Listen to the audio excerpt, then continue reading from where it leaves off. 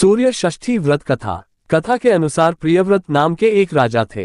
उनकी पत्नी का नाम मालिनी था। दोनों की कोई संतान नहीं थी। इस बात से राजा और उसकी पत्नी बहुत दुखी रहते थे। उनकी पत्नी का नाम मालिनी था। दोनों की कोई संतान नहीं थी। इस बात से राजा और उसकी पत्नी बहुत दुखी रहते थे। उन्होंने एक दिन संतान प्राप्ति की इच्छा से महर्षि कश्यप द्वारा पुत्रेष्टि यज्ञ करवाया। इस यज्ञ के फलस्वरूप रानी गर्भवती हो गई। 9 महीने बाद संतान सुख को प्राप्त करने का समय आया तो रानी को मरा हुआ पुत्र प्राप्त हुआ। इस बात का पता चलने पर राजा को बहुत दुख हुआ। संतान शोक में वह आत्महत्या का मन बना लिया। लेकिन जैसे ही राजा ने आत्महत्या करने की कोशिश की, उनके सामने एक सुंदर देवी प्रकट हुई। देवी ने राजा को कहा कि मैं षष्ठी देवी हूँ। मैं लोगों को पुत्र का सौभाग्य प्रदान करती हूँ। इसके अलावा जो सच्चे भाव से मेरी पूजा करता है, मैं उसके सभी प्रकार के मनोरथ को पूर्ण कर देती हूँ। यदि तुम मेरी पूजा करोगे तो मैं तुम्हें पुत्र रत्न प्रदान करूंगी। देवी की बातों से प्रभावित होकर राजा ने उनकी आज्ञा का पालन किया। राजा और उनकी पत्नी ने कार्तिक शुक्ल की षष्ठी तिथि के दिन देवी षष्ठी की पूरे विधि विधान से पूजा की। इस पूजा के फलस्वरूप उन्हें एक सुंदर पुत्र की प्राप्ति हुई। तभी से छठ का पावन पर्व मनाया जाने लगा। सूर्य षष्ठी व्रत कथा पूजा विधि। सूर्य षष्ठी लोलाक षष्ठी पर नदी या साफ तालाब में स्नान कर लें, और अगर आप कहीं दूर नदी या तालाब में स्नान करने जा सकते हैं तो आप अपने घर में ही साफ पानी से स्नान कर लें। इसके बाद सूर्यदेव का स्मरण करते हुए चंदन, चावल, तिल और चंदन मिले हुए जल से उगते सूरज को अर्घ्य दें। इसके बाद सूर्य देव घी का दीपक या धूप जलाकर सूर्यदेव के मंत्र का यथाशक्ति जप करते हुए सूर्यदेव की पूजा करें। आदित्य हृदय स्तोत्र का पाठ करें। आज के दिन ब्राह्मणों को दान देने का भी खास महत्व होता है। सूरज का चेहरा। सूर्य षष्ठी व्रत कथा। सूरज का चेहरा किताबी भाषा में संपूर्ण कथा। भूमिका। हिंदू धर्म में भगवान सूर्य देव को प्रत्यक्ष देवता माना गया है।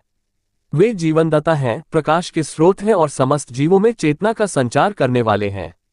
कार्तिक शुक्ल षष्ठी को मनाया जाने वाला सूर्य षष्ठी व्रत, जिसे छठ व्रत या छठी माई का पर्व भी कहा जाता है, भगवान सूर्य और छठी माता को समर्पित है। यह व्रत विशेषकर बिहार, झारखंड, उत्तर प्रदेश और नेपाल के तराई क्षेत्रों में अत्यंत श्रद्धा और भक्ति के साथ किया जाता है। इस व्रत को करने से संतान सुख, स्वास्थ्य, समृद्धि और दीर्घायु की प्राप्ति होती है। कहा जाता है कि इस व्रत के प्रभाव से असंभव कार्य भी संभव हो जाते हैं। सूर्यास्त। सूर्य षष्ठी व्रत की कथा। प्राचीन काल में प्रजापति मनु की पुत्री और राजा प्रियव्रत की पत्नी मालिनी थी। वे अत्यंत सुंदर और धर्मपरायणा थीं, परंतु उनका कोई संतान नहीं था। यह उनके जीवन का सबसे बड़ा दुख था। संतान प्राप्ति की तीव्र इच्छा से प्रेरित होकर उन्होंने कई वर्षों तक कठिन तप और यज्ञ किया, परंतु फिर भी उन्हें संतान नहीं हुई। अंततः उन्होंने एक महायज्ञ कराया और देवताओं से पुत्र प्राप्ति की प्रार्थना की। यज्ञ के प्रभाव से उन्हें पुत्र तो प्राप्त हुआ, परंतु वह मृत जन्मा। राजा और रानी दोनों अत्यंत दुखी हुए। उन्होंने उस नवजात शिशु के निर्जीव शरीर को अपने पास रख लिया और निराश होकर विलाप करने लगे। सूरज का चेहरा। छठी माता का प्रकट होना। जब रानी विलाप कर रही थी, तभी वहां एक दिव्य तेज से युक्त देवी प्रकट हुई। वे थी छठी माता देवी षष्ठी, जो सृष्टि की समस्त संतानों की रक्षिका मानी जाती हैं। माता ने कोमल स्वर में कहा, हे रानी, मैं षष्ठी देवी हूँ। मैं उन सभी माताओं की रक्षा करती हूँ जिनके गर्भ में संतान होती है।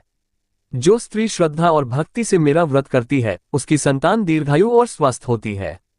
परंतु जो स्त्री मुझे भूल जाती है या मेरा अनादर करती है, उसकी संतान को दुख और मृत्यु का भय बना रहता है। रानी ने आंसू भरे नेत्रों से विनती की, माते, मुझे क्षमा करें। मुझे आपके व्रत का ज्ञान नहीं था। कृपा कर मेरे पुत्र को जीवन प्रदान करें और बताएं कि आपकी पूजा कैसे की जाए। माता की कृपा। देवी षष्ठी ने कहा, हे रानी, जो व्यक्ति कार्तिक शुक्ल षष्ठी के दिन विधिपूर्वक मेरा व्रत और पूजन करता है, उसे सुख, समृद्धि और संतान सुख प्राप्त होता है। रानी ने देवी के बताए विधि से व्रत किया। प्रसन्न होकर माता ने उनके मृत पुत्र में प्राण फूंक दिए। वह बालक जीवित हो उठा। राजा और रानी का हर्ष असीम था। उन्होंने अपने राज्य में षष्ठी देवी की महिमा का प्रचार किया और तब से यह व्रत लोक में प्रचलित हो गया। सूर्यास्त। छठ व्रत की विशेषता। इस व्रत में 4 दिन का विधान होता है।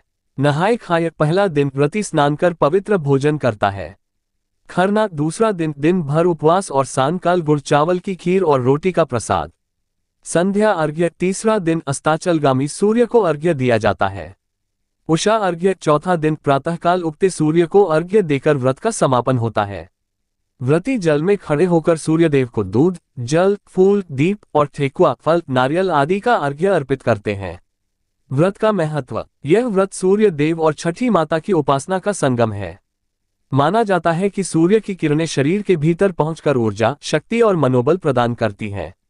इस दिन सूर्य को अर्घ्य देने से मानसिक, शारीरिक और पारिवारिक दोष दूर होते हैं।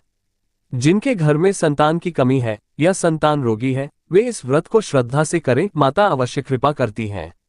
संदेश। सूर्य षष्ठी व्रत केवल पूजा नहीं, बल्कि प्रकृति और शुद्धता का उत्सव है। इसमें व्रती उपवास, स्वच्छता, सत्य और संयम का पालन करते हैं। छठी माता को मैया कहकर पुकारने वाले भक्त जल में खड़े होकर गाते हैं। छठ मैया तोहार महिमा अपरंपार, सुख शांति देहूं मैया, रखिहा हमार संभार। आज की कथा कहानी अच्छी लगी हो तो वीडियो को एक लाइक जरूर करें और हमारे हिंदी स्टोरी चैनल को सब्सक्राइब जरूर करें और कमेंट बॉक्स में सूर्य भगवान की जय जरूर लिखें और माता छठी की जय जरूर लिखें।